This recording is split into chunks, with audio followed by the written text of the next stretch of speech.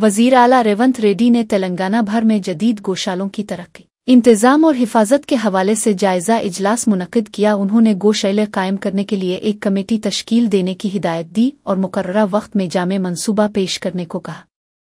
वजीर आला ने कहा कि गौशाले इस तरह डिज़ाइन किए जाएं कि गाय की हिफाजत और इंतजाम आसान हो जाए। इब्तदाई तौर पर गौशाले वेटरनरी और ज़री यूनिवर्सिटियों, कॉलेजों और मंदिरों की ज़मीनों पर कायम किए जाएं। तमाम दस्तयाब सरकारी ज़मीनों की निशानदेही की जाए जो गौशालों के लिए मुनासिब हों। गौशाले कम अज़ कम 50 एकड़ पर कायम किए जाएं ताकि जानवरों के लिए चारा जार और आज़ाद हरकत के लिए जगह हो। जदीद सहूलियात के साथ गौशाले कायम करने के लिए मालियाती मंसूबा और बजट भी तैयार किया जाए। भारत हुकूमत को इस हकीकत का एतराफ़ करना चाहिए कि लड़ाका तैयारे गिराए गए थे जिसे अब मज़ीद मुस्तरद नहीं किया जा सकता। चीफ्स ऑफ डिफेंस स्टाफ ने खुद इस बात का जिक्र किया है और एयर मार्शल भारती ने भी अपने ब्रीफिंग में ज़िम्मी तौर पर कहा कि अमरीका में नुकसानात मामूल की बात है। मिशन मुकम्मल हो चुका है और तमाम पायलट महफूज वापस आ चुके हैं। हम अपनी मुसल्लह अफवाज की हर कोशिश की हिमायत करते हैं और उन्हें मुबारकबाद पेश करते हैं।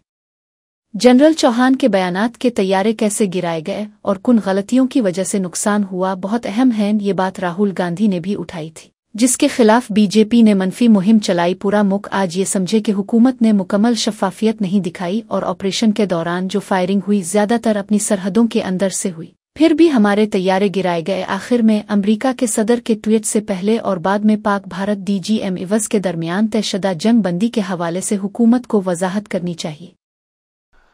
But the fact that the fighter aircraft were down is something that needs to be, the government of India should stop denying that. Now that the CDS himself has mentioned it, and indirectly Air Marshal Bharti had mentioned it in his briefing along with the DGMO when the DGMO with the Director General Military Operations spoke to the press along with all the three service directors of operations. He specifically said, when replying to a question from the media, losses are normal in combat. The mission objectives have been achieved and all the pilots are home. He meant the pilots have come home, the aircraft have not returned to their bases. So this is a matter that the government of India, instead of denying it, we are only saying that, yes, we congratulate our armed forces, we support them in every endeavor. In the many years of Congress government, we have strengthened the armed forces and met every need of the armed forces. We think that they have done a great job. We are very proud of them. We salute them. But the fact is, General Chauhan has given a statement today that why they were down, what mistakes were made, that are important. That is what our leader Rahul ji said in the first instance, for which a lot of negative campaign was done against him by the BJP. Today, the whole country must realize that for some reason, the government of India were not, upfront with whatever happened. The other thing that needs a reassessment by the government of India is that most of the firing in this 4-day operation, most of it, was done by the respective countries from within their international borders. So, when the firing was done by the respective countries from within their international borders, and we'll still lose fighter aircraft, I think a serious reassessment of the technologies needs to be done so that lessons are learned and we go forward and improve in those aspects. And lastly, the government of India has never clearly stated how and why the US president first announces the ceasefire and many hours later Many hours later, maybe 12, 18 hours later, the DGMO of Pakistan calls up the DGMO of India, and then a ceasefire is agreed upon. This is another aspect that the government of India is trying to somehow not come out with what really has happened, because how did the US president announce a ceasefire in his tweet well before the DGMOs of the respective countries spoke? These are very important issues for the country, and as a former ex-serviceman, I'm very proud of having been a fighter pilot. I think these are issues that must concern every citizen of the country. We are very proud of our armed forces. We think they did a great job in the recent 4-day Indo-Pakistan operation. But we also feel that the government of India must be more transparent. BRS इजलास के दिन एक सड़क हादसे में जाँ बहक होने वाले 2 अफराद के खानदानों को माली इमदाद फराहम की गई। साबिक वजीर और रुकन असेंबली हरीश राव ने सदीपेट जिला के कोआउडा मंडल के बिस्वापुर गांव में मुतासिरा खानदानों से मुलाकात की। कमर्री गणेश उम्र 35 और तालम सारिया के अहलखाना को 5 लाख रुपए के चेक्स हवाले किए गए। इस मौके पर हासनाबाद के साबिक MLA वोदीताला सत्येश कुमार भी मौजूद थे। यह हादसा गुज़िश्ता माह 27 अप्रैल को नंगोनूर मंडल के रामपुर चौराहे पर पेश आया था। हादसे में दोनों अफराद की मौत BRS जलसे के दिन हुई थी। रहनुमाओं ने मुतासिरा खानदानों को तसल्ली दी और हर मुमकिन मदद का यकीन दिलाया।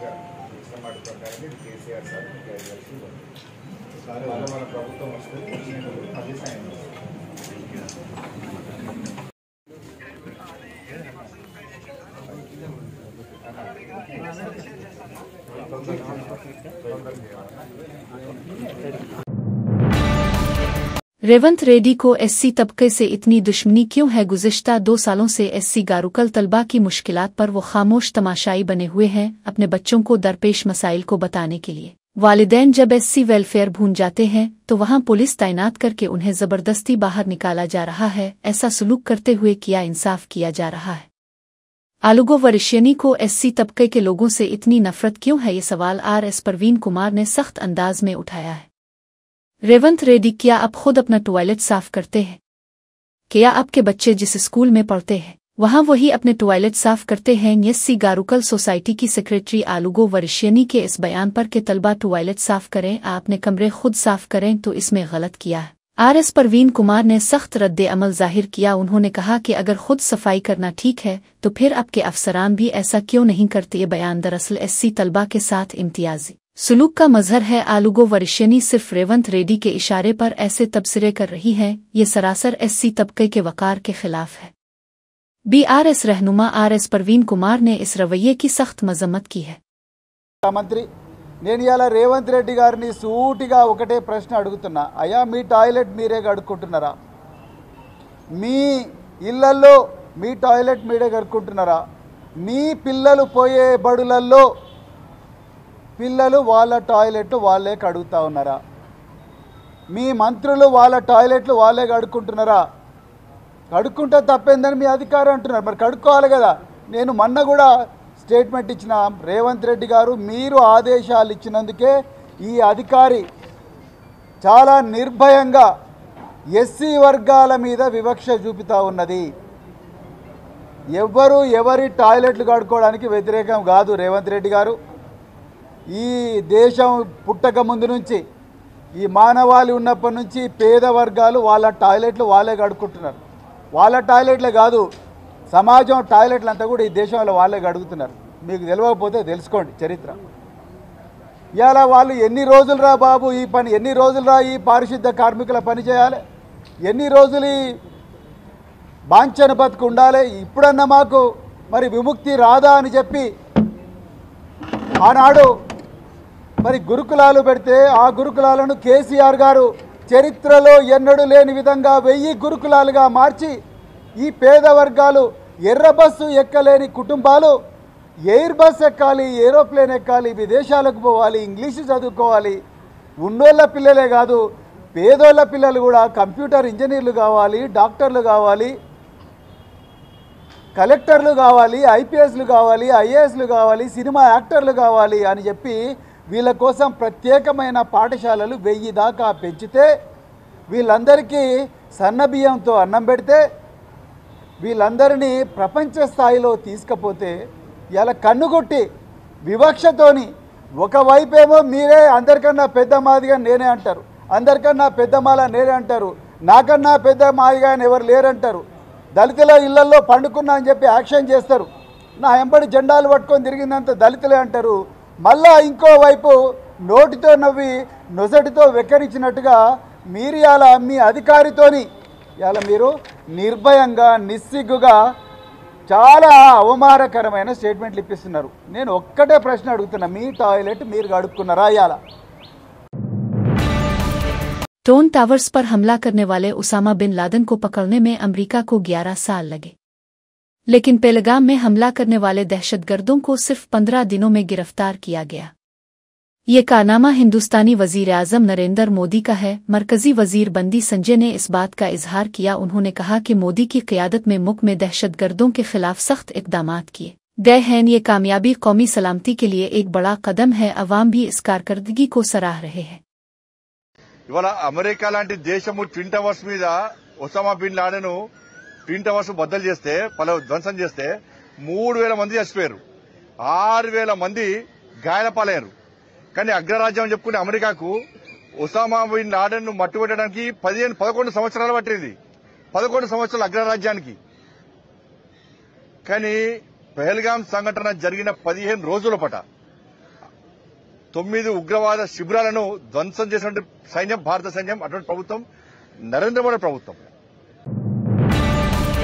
मंचिरियाल जिला हेडक्वार्टर में कलेक्टर ऑफिस में मुनक़दा मुत्तहिदा ईद-उल-बाद जिला सतही जायजा इजलास में एक दिलचस्प मंजर देखने को मिला। बीजेपी के ग्रेजुएट्स एमएलसी मलिका को मौर्या इजलास के दौरान स्टेज पर गहरी नींद में चले गए। इजलास जारी रहते हुए भी वो पुरसुकून अंदाज में सोते नजर आए। ये मंजर वहां मौजूद अफराद की तवज्जो का मरकज बन गया। कई अफराद ने इस वाक़ये की वीडियो भी बना ली। ये वीडियो सोशल मीडिया पर तेजी से वायरल हो गई। अवाम की जानिब से इस रवैये पर मुख्तलिफ किस्म के रद्द-ए-अमल देखने को मिले। ఇందాక వాళ్ళు మంచి సలహా సూచనలు చేశారు. ఎవరైతే 2 లక్షల రూపాయల లోన్లు కట్టుకుని వారు మరి స్క్రూటీలో లేక అనర్హులైనరో వాళ్ళని ఈ లోన్లలో చిన్న స్థాయి లోన్లలో 50,000 లక్షల రూపాయల లోన్లో మరి కన్సిడర్ చేయమని అన్నారు. చాలా మంచి సూచన. దయచేసి కలెక్టర్కి మీ ద్వారా కూడా విజ్ఞప్తి చేస్తున్నాను. ఎవరైతే ఇదివరకు మన స్క్రూటీలో తీసేసినామో వాళ్ళని మనం కన్సిడర్ చేసి ఆ టార్గెట్ను కూడా ఫిల్ చేస్తే ఉంటే బాగుంటుందని. అదే ఇందాక సాగరన్న కూడా ఒక మంచి మాట చెప్పారు. సకాలంలో आर नारायण मूर्ति ने पवन कल्याण पर सख्त रद्द-ए-अमल दिया है। उन्होंने कहा कि थिएटर बंद होने का कोई ऐलान नहीं किया गया। अगर बंदिश होती तो इसे 3 हफ्ते पहले ही ऐलान कर दिया जाता। पवन कल्याण का ये कहना कि हरिहार वीर मिल्लो फिल्म के खिलाफ साजिश हो रही है दुरुस्त नहीं है। आर नारायण मूर्ति के मुताबिक ये बात गलत फहमी पर मबनी है। उन्होंने अवाम से भी कहा है कि बगैर तस्दीक के किसी बात पर यकीन न करें। ये बयान फिल्म इंडस्ट्री के मुफादात को बचाने के लिए दिया गया है। హరిహర వీరమల్లు అనే సినిమాని ఆపడం కోసమే జూన్ 1 నుంచి బంద్ ప్రకటిస్తున్నారు పర్సెంటేజ్ గాని ఇవ్వకపోతే అనే మాట రావడం అనేది చాలా దుర్మార్గం. It's a trash. అది ఉత్తిది, అది కరెక్ట్ కాదు. అందులో కుట్ర ఉంది. ఆ కుట్రదారులు ఎవరు తెలుసుకోవాలి అని స్వయంగా పవన్ కళ్యాణ్ గారి ఆఫీస్ నుంచి రావడం అనేది, స్వయంగా సినిమాటోగ్రఫీ మంత్రి దుర్గేష్ గారు మాట్లాడడం అనేది కరెక్ట్ కాదు.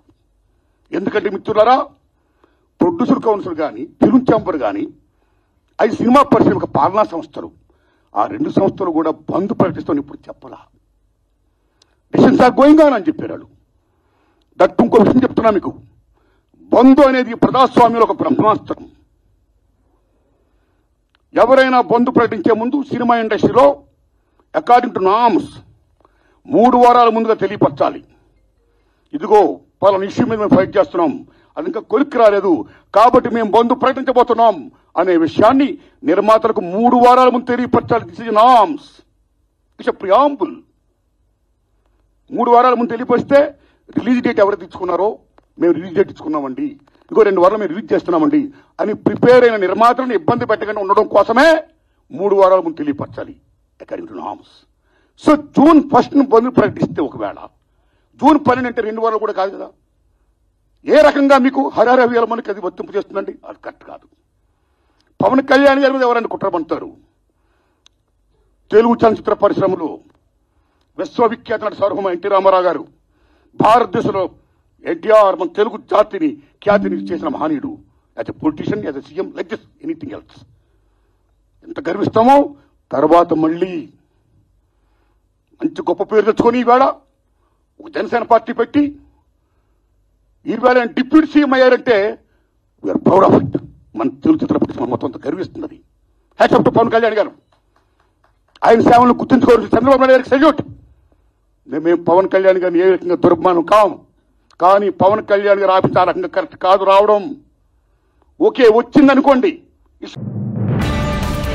तरुमाला की कतार में अकीदतमंदों को शदीद मुश्किलात का सामना है। घंटों कतार में खड़े रहने वाले अकीदतमंदों को कोई बुनियादी सहूलियात फराहम नहीं की जा रही हैं। अकीदतमंदों ने TTD की कारकर्दगी को शदीद तनकीद का निशाना बनाया है। उन्होंने कहा कि आम लोगों को नजरअंदाज करके VIP दर्शन को तरजीह दी जा रही है। कतार में खड़े बच्चों और ख्वातीन को भी कोई सहूलत मुयस्सर नहीं है। अकीदतमंदों ने TTD के खिलाफ एहतजाज किया है।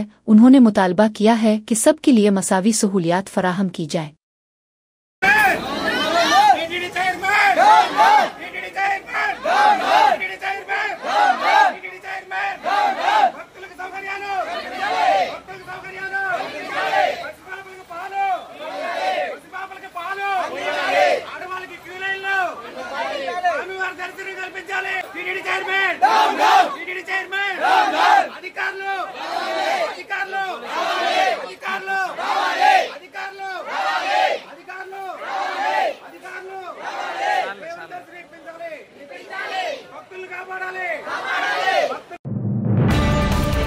तरुमाला की कतार में TTD के खिलाफ एहतजाज करने वाले एक अकीदतमंद ने बाद में मुआफ़ी मांग ली। अकीदतमंद ने बताया कि इसे बुखार था और उसने जल्दी दर्शन हासिल करने के लिए एहतजाज किया था। इसका मकसद सिर्फ ये था कि इसे जल्दी दाखिला दिया जाए। बाद में इसने समझाया कि दर्शन बिल्कुल दुरुस्त तरीके से हुआ। इसने TTD की तमाम सहूलियात को भी तसल्ली बख्श करार दिया। अकीदतमंद ने अपनी गलतफहमी के लिए माजरत की। यह वाकया TTD के इंतजामात की तारीफ के तौर पर भी देखा जा रहा है। దర్శనం అయిపోయింది స్వామి? అయిపోయింది. బాగా జరిగిందా? బాగా ఏదో క్యూ లైన్లో కొద్దిగా ప్రాబ్లం ఉన్నారంటే ఏం స్వామి ప్రాబ్లం మీకు? క్యూ లైన్లో ప్రాబ్లం లేదు సార్. నాకు ఉదయం నుంచి కొంచెం ఫీవర్గా ఉంది సార్. ఫీవర్గా ఉండడం వల్ల కొంచెం ఫుడ్ అది అన్నీ పెట్టారండి. నాకు ఫీవర్గా ఉండడం వల్ల ఈ సాంబార్ అన్న అది నేను కొంచెం తినడానికి తినలేక ఏదైనా పాలు కానీ అన్న ఉంటాయేమని చూస్తానండి. చివరికి వచ్చేసరికి నాకు పాలు కూడా వచ్చినాయండి, తాగాను. ఈ టైంలో కొంచెం నాకుండే ప్రిస్క్రిప్షన్లో కొంచెం ఉదయం నుంచి ఫీవర్గా ఉండడం వల్ల ఈ టైం ఏ టైంకి దర్శనం అవుతుందో అని చెప్పేసి లోపల ఉండిపోవడం వల్ల నేను కొంచెం ప్రిస్క్రిప్షన్ అయ్యి ఇలా కొంచెం ఈ పాలు లేవు అని చెప్పేసి చెప్పాను. తర్వాత చూస్తే అందరికీ అందినండి పాలు కానీ ఫుడ్ కానీ 2 రకాల ఫుడ్ కానీ అందరికీ అందినండి చెప్పేసి చూశానండి. కొంచెం ఈ ఫీవర్గా ఉండడం వల్ల ప్రిస్క్రిప్షన్లో ఉండి నేను కొంచెం తప్పుగా మాట్లాడడం జరిగింది. ఫుడ్ అందరికీ ఇక్కడ ఆ తర్వాత తెలుసుకుంటే ఈ రోజు 1,00,000 మంది పైగా భక్తులు వచ్చారని చెప్పేసి తెలిసిందండి. నేను కూడా రియలైజ్ అయ్యాను. అటువంటిది అలాగే ఇటువంటి పవిత్రమైనటువంటి దేవాలయంలో నేను ఈ విధంగా మాట్లాడటం నేనే ఎంతో షాక్కు కూడా గురవుతున్నాను. అలాగే పెద్దయిన పూజ్యులు మా చైర్మన్ గారు కూడా ఇందులోకి తీసుకొచ్చినందుకు నేను ఎంతో బాధపడుతూ వారిని కూడా हैदराबाद के गुची बावली विप्रू सर्किल के करीब वाक़े प्रिज्म पब में अदाकारा कल्पिका पर हमला हुआ। सालगिरह के केक के मामले पर कल्पिका और पब मुंतजिमीन के दरमियान झगड़ा हुआ बात बढ़ते बढ़ते तल्ख कलामी में बदल गई और पब के अमले ने कल्पिका पर हमला कर दिया। अदाकारा कल्पिका ने इल्जाम लगाया कि पब मुंतजिमीन ने उनके साथ बदतमीजी की। उन्होंने पुलिस में शिकायत दर्ज करवाई कि पब के मालिक भी इसी तरह का रवैया अपनाए। पुलिस ने वाकये का मुकदमा दर्ज करके तफ्तीश शुरू कर दी है। ये वाकया सोशल मीडिया पर भी वसी पैमाने पर मौजू बहस बना हुआ है। जो है वो बिल पे करो, जो बोल रहे हैं आपको जो आपके मुंह पे फेंकना। आप कहाँ फेंकते फेंको मैडम, बिल तो पे कर लो पहले, फेंक दो आप। फेंक रही हूँ, आप जो गलत कर रहे हैं वो आपका अपना बर्थडे स्पॉइल कर रहे हैं आप। मेरे को कोई फर्क नहीं पड़ता है, आप जानबूझ के कर रहे हैं एवरी पब को हाँ, तो ये हर जगह क्लब पे जाके यही करते हैं आप लोग। कुछ से नहीं करते वो लोग, आराम से आके केक दे के जाते हैं। आप जानबूझ के कर रहे हैं, आप हर जगह देते होंगे मैडम, हमारे पास नहीं देते। हमको क्या मिलता? जो आप ऑर्डर कर रहे हैं वो सर्व कर रहे हैं, क्या मिलता? यही तो मिलता ना आपका बिल में कॉम्प्लीमेंट्री कराना चाह रहे हैं। कॉम्प्लीमेंट्री दिए, वही तो कॉम्प्लीमेंट्री करा रहे हैं। क्या करा रहे हैं? हमसे जो होता है वो दे सकते हैं, वो सब आप लोग खा लीजिए, हमको नहीं चाहिए आपका खाना। जितना हो सकता है हमको नहीं चाहिए आपका खाना। हमसे जितना हो सकता है उतना खर्चे। आप मेरे मुंह में मत मारो। नहीं मारी, नीचे मारी, मालूम आपके मुझको डिजर्व भी नहीं करता है वो बिल।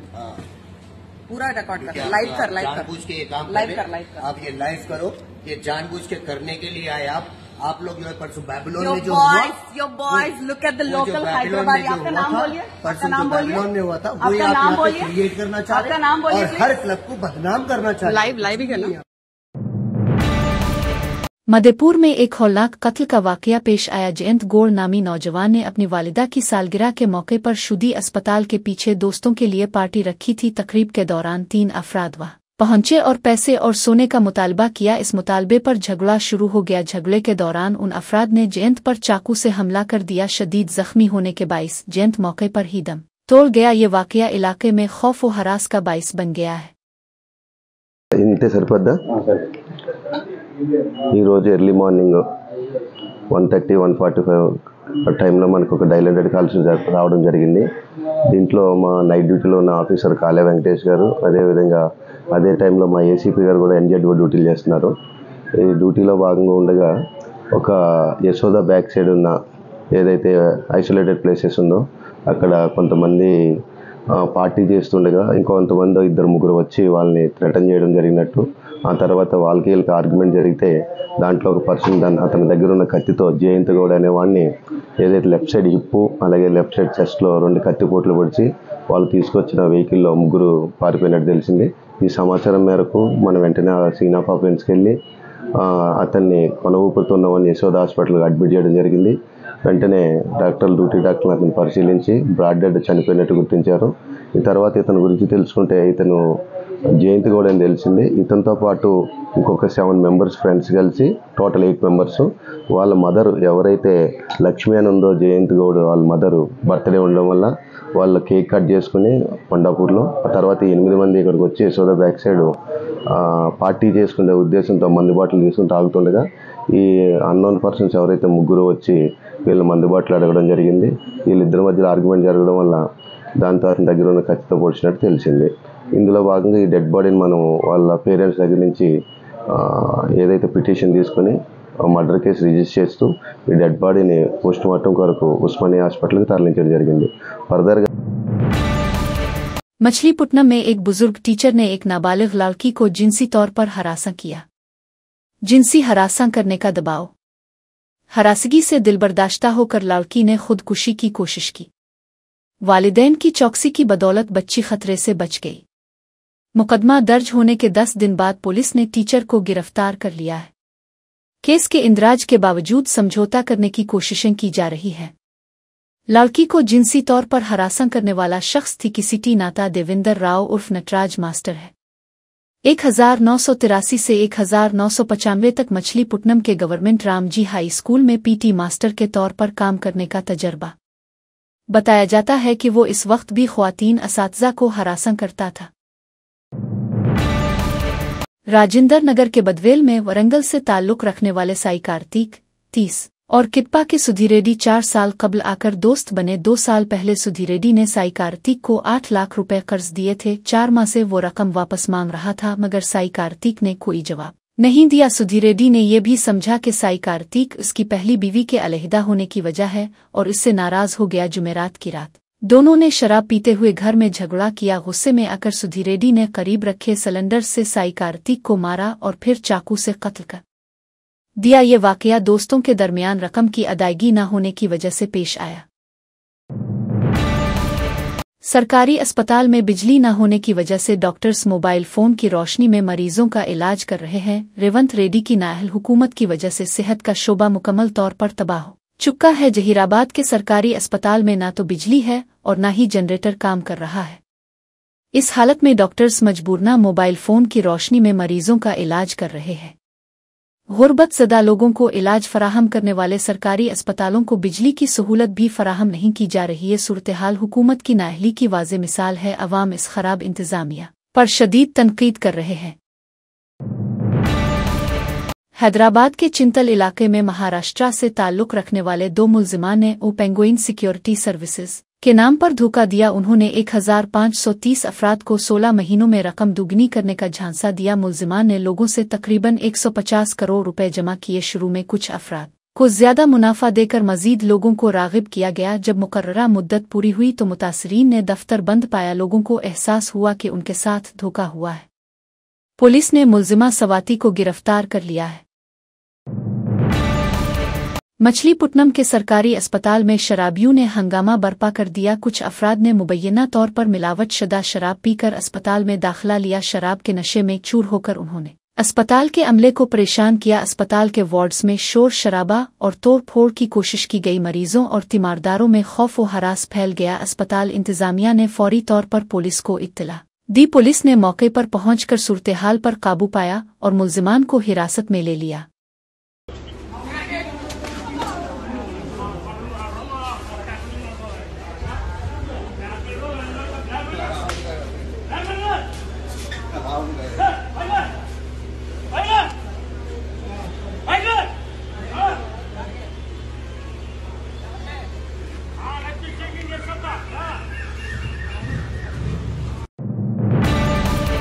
पद्दापुली जिला के सुल्तानाबाद में एक औरत और नौजवान के नाजायज ताल्लुकात का मामला सामने आया। सुल्तानाबाद के अशोक नगर में रहने वाली माउनिका की फेसबुक के जरिए भोपालपली के सवामी से दोस्ती हुई, जो बाद में नाजायज ताल्लुकात में बदल गई। सवामी गुज़िश्ता 3 दिनों से माउनिका के घर में ही रह रहा था। ये देखकर मकामी लोगों को शक हुआ और उन्होंने दोनों को रंगे हाथों पकड़ लिया। मकामी अफराद ने औरत और नौजवान को रस्सी से बांधकर सरनाम शर्मिंदा किया। नौजवान को जिस्मानी सजा देकर सबक सिखाने की कोशिश की गई। बाद में दोनों को पुलिस के हवाले कर दिया गया। मेरा चावल ना बेचा गया तो मुझे खुदकुशी के सवा कोई रास्ता नहीं। मोलगो जिला के टुवा मंडल के कातापुर गांव के किसान रामील लालाई ने अपनी 7 एकड़ जमीन में धान की फसल काश्त की। फसल कटने के बाद 1 माह गुजर चुका है, मगर खरीदारी मरकज तक ले जाने की सहूलत न होने की वजह से चावल खेत में ही सूख रहे हैं। बारिश की वजह से गीला होकर उगने वाला धान तो खरीद लिया गया, मगर बाकी फसल की खरीदारी नहीं हो रही। किसान ने इंतजामिया से मुतालबा किया है कि इसकी बाकी मानदा फसल भी खरीदी जाए, लेकिन अफसरों की तरफ से कोई तवज्जो नहीं दी जा रही। लालाई ने कहा है कि अगर उसकी फसल न खरीदी गई तो वो अपनी जान देने पर मजबूर होगा।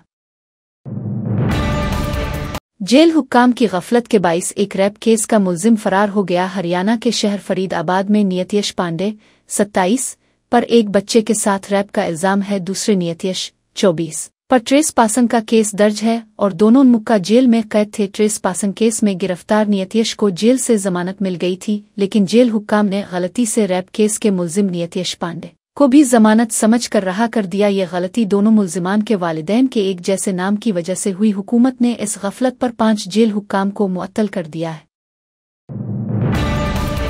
राजना सिरीसीला जिला के एलारेडिपेट मंडल के चुंदरमलिड गांव में सरवीरस के इजलास के दौरान एक सरवीर नागर अज्जो ने इसी गांव के एक शख्स से रिश्वत के तौर पर 15,000 रुपए तलब किए। जब वो रिश्वत वसूल कर रहा था तो एंटी करप्शन ब्यूरो ACB के एहलकारों ने छापा मारकर इसे रंगे हाथों गिरफ्तार कर लिया। ये वाकया गांव में सनसनी फैला गया है। एंटी करप्शन टीम की फौरी कार्रवाई से करप्शन की रोकथाम की कोशिश की जा रही है। नागर अज्जो के खिलाफ कानूनी कार्रवाई शुरू कर दी गई है। इस वाकये से इलाके में रिश्वतखोरों के खिलाफ सख्त पैगाम गया है। मकामी लोग इस कार्रवाई को खुश आइंद करार दे रहे हैं।